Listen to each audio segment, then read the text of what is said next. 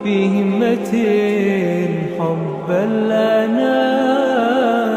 আমার প্রশ্নটা নিবেন দয়া করে। আমার সাথে একজনের সম্পর্ক ছিল 7 বছর, সে বিয়ে করে, সব সম্পর্কের প্রশ্ন দেখা যাচ্ছে।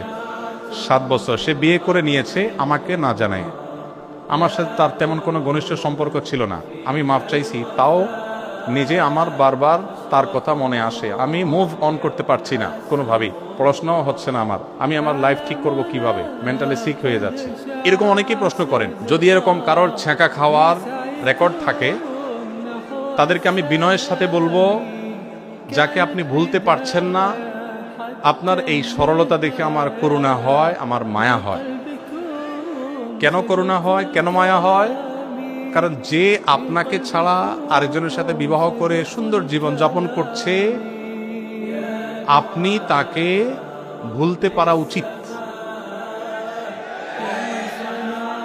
কারণ আপনার যাকে প্রয়োজন হয় নাই, এটা জানার পর আপনার বোঝা উচিত যে আপনি ভুল জায়গায় ছিলেন।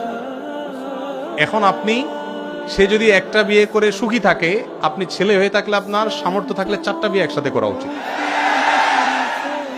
যাতে তার কাছে প্রমাণ করা যায় যে তুমি যদি আমার ছাড়া সুখী থাকতে পারো, তোমার চাইতে আমি বেশি সুখী আরো। এটা হলো বেটাগিরি।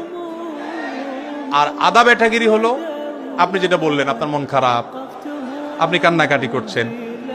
কেন আপনি কান্নাকাটি করবেন? আপনার কিসে দুর্বলতা আছে? আপনার তো দুর্বলতা নেই, আপনি কেন কান্নাকাটি করবেন?